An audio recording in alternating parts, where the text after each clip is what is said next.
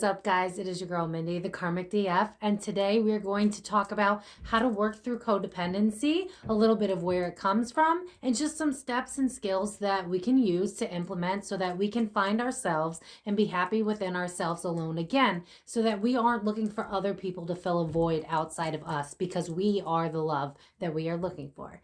So if that's something you're interested in, please leave a like, comment, share, and subscribe. And as always, let's get into it. Most important thing that people need to realize is how your brain is affected in the first 7 years of your life. You are molded by what's around you. So if you have any sort of emotionally unavailable parents, even if they mean well, if you cry and they don't coddle you because you should be coddled, if they, have their own shit going on, you aren't just a dumb kid. You pick up on that stuff. And what happens is, as you grow, you figure out how to get their attention, because remember, you're in this theta mind state where you're basically kind of like hypnotic almost. And that's how you begin to learn until your ego starts to form. And so you will learn your worth based on, is my mom or dad upset? How do I make them happy? That is how your brain begins to learn relationships in your most formative years. I want you to think about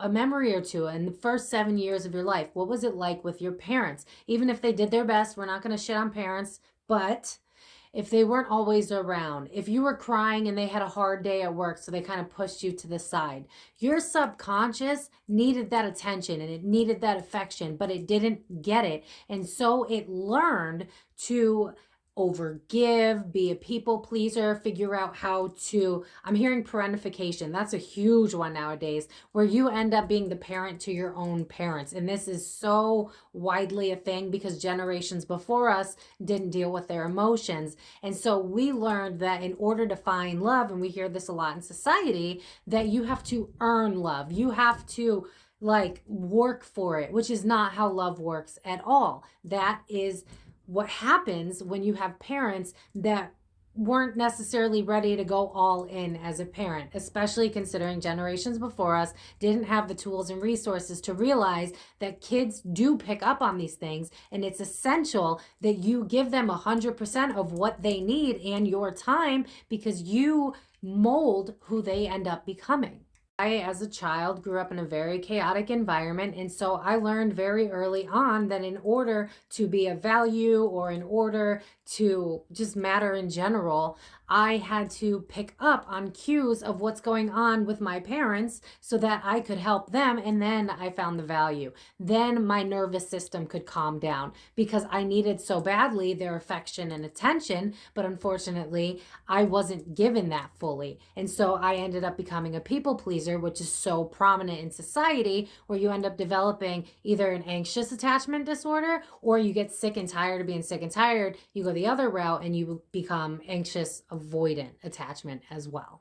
Just to sidetrack for a second, the avoidant attachment style is like the complete opposite, where basically you've had enough. You don't want to be a people pleaser. You don't want to give. You don't trust people anymore. They've always let you down in your mind. And so you become hyper focused on being exactly what you need, to the detriment of yourself. Because remember, we are humans and we are created to make connections, and we need that in order to survive. That is why in third world countries, you see that families take care of each other, their villages, they work together, and we have strayed so far from that. And then we wonder why we have all these disorders, mental illness, anxiety, depression. And it's really due to the fact that in the primal years of our lives, we learned what our worth was based on false perceptions of the world around us. Covered that in other videos with more depth if you want to check out other videos for that. But let's get into what we can do and how to learn that even though it's uncomfortable to unlearn this and to deprogram,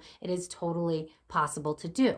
Major step is learning to be comfortable alone. You have to get used to being alone, because you need to relearn who you are as a person by yourself, not a people pleaser, not somebody who gives to the detriment of themselves. You have to learn who you really are and what really lights you up inside, because again, we need connection. That is what we are. It's primal, but we do it to the detriment of ourselves. So in order to stop that nasty cycle, you have to get comfortable being alone so that you can realize, what is it that I truly like? What is it that I truly enjoy? Who am I outside of these connections that realistically don't end up benefiting us? When you end up doing this work, you'll realize that most of the connections you have are not healthy, and you're probably going to end up leaving a lot of them because you've learned to adapt, and you no longer have to do that once you feel secure inside of yourself. So going inwards, being alone, and figuring out who it is that you truly are, what matters to you, what inspires you,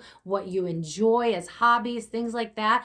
Finding who you are so that you can, spirit showing me like a spirit coming back into its body, like you're fragmented because your worth and who you think you are, 111 on the clock, who you think you are relies so heavily on the outside world and not how you actually feel you are.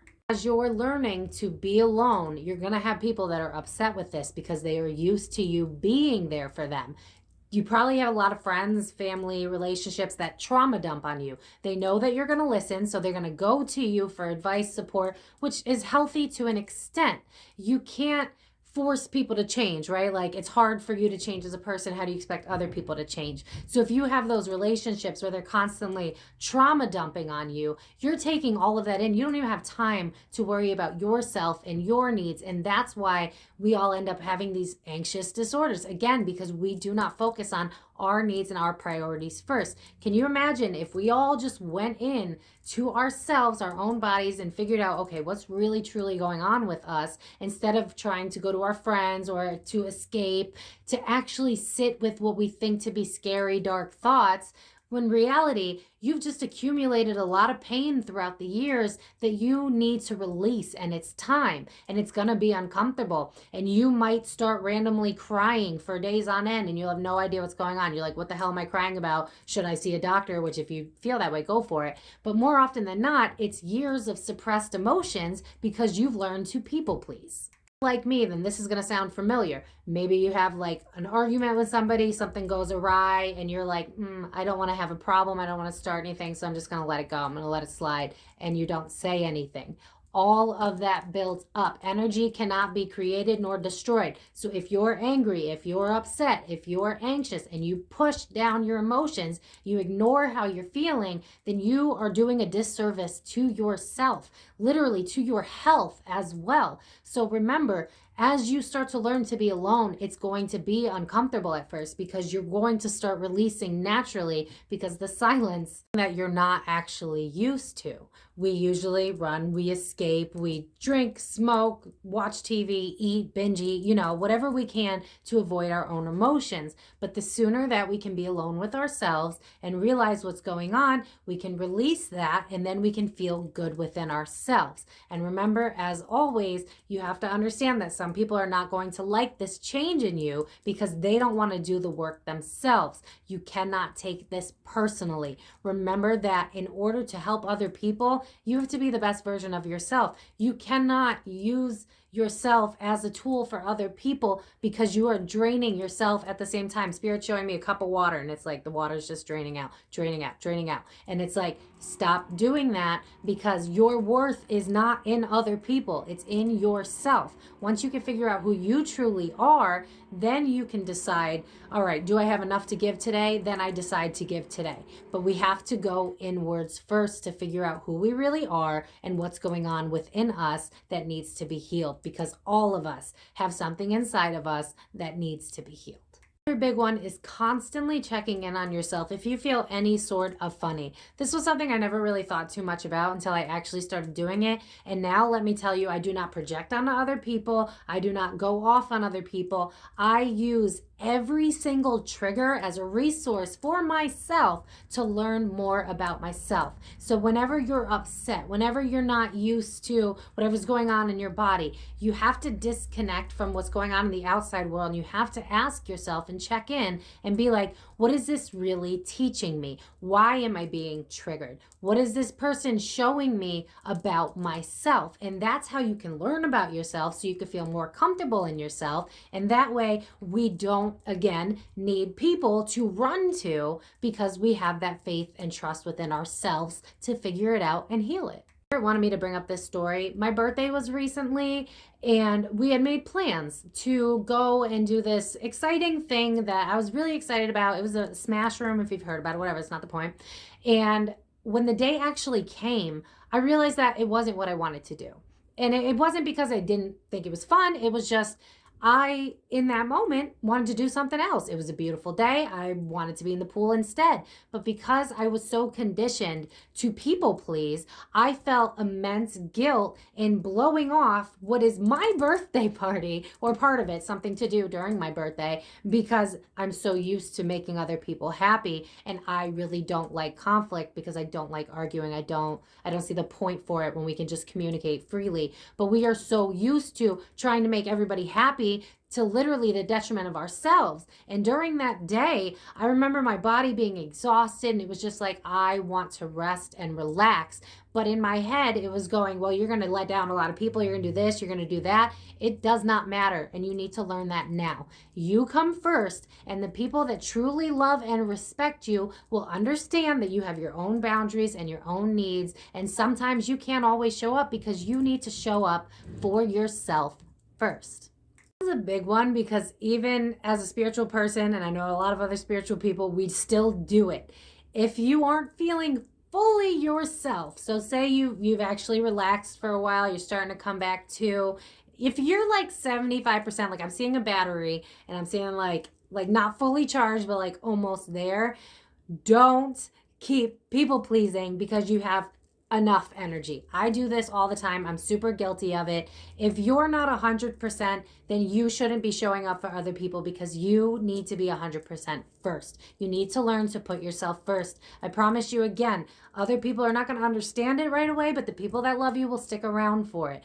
Don't gaslight yourself because then your brain is constantly going to do that and it's really hard to break out of it. Maybe you do have enough energy to do a couple of things right now, but what would you rather be doing? And be honest with yourself. All right, I feel good enough to do it, maybe, but in reality, I'm still a little tired and I'd rather sit on my couch and just relax and be alone. We are not used to this because society doesn't teach us that we need to put ourselves first. And so we have to be reminded of that. And someone like me has got to have a big enough mouth to say, hey, you need to put yourself first. If your battery is at 75, 80% and you're still not fully yourself, and you decide to make plans, do whatever you got to do because you don't want to let people down, you are still teaching your brain that you do not come first and that your needs don't matter. You are not selfish for picking yourself first, for needing that extra time to pour into yourself. When you are your best self, then you can show up for people 100%, but they have to have that level of respect to understand your boundaries. So again, you may lose some friends and family and relationships in this process, and it sucks. It's hard. I know, believe me, but you need to learn that you come first. You can't get out of this codependency if you don't realize that your needs matter, that your health matters, that your mental health matters. You can let down people. People with boundaries are not going to be upset, but you may be used to it in your early formative years being needed to the detriment of your own well-being. And so you have to consistently work yourself out of this programming that you have learned so early on in life. I'm going to throw on a quick little rant here. Plans can change, and that is fine. And this is why I'm really not, I have a lot of Virgo placements, but at the same time, I don't like making plans because I hate when people are like, oh, we made this plan and you let me down. You don't know where you're going to be a week from today, 2 weeks from today. Maybe you have some hard days and now you're freaking drained and now you have to feel this guilt because you made these plans 2 weeks ago, and then society teaches you that you're obligated to fulfill these plans. Again, you have to remember that you come first, and the people that love you are going to cherish you regardless of where you're at, because if they are healthy as well, then those are the people you need to be around anyway. So remember that plans change, things happen, life happens, and it's not in your control, and that is okay. Don't beat yourself up, don't gaslight yourself, and don't let other people gaslight you into giving what little bit that you have left for yourself. If you need time alone, do that, because this is all how codependency ends up happening. We don't know ourselves, we don't know our own needs, and so we go outside of ourselves to figure it out, and we end up in unhealthy, toxic patterns with relationships where we pour into other people because we think that's going to fill our cup. And in reality, it drains the hell out of us because we are all supposed to go home to ourselves first.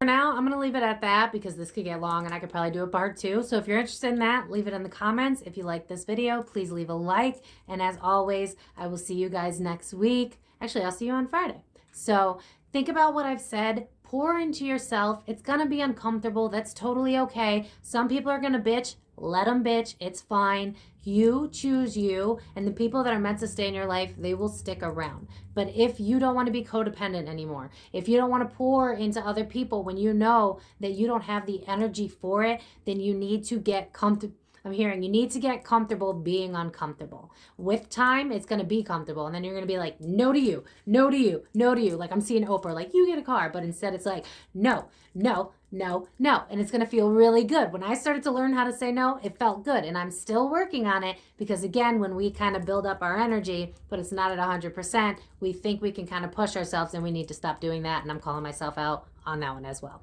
So I'm going to leave it at this. I love you guys so much. I hope this helped. Let me know in the comments. And as always, have a great day. Bye-bye.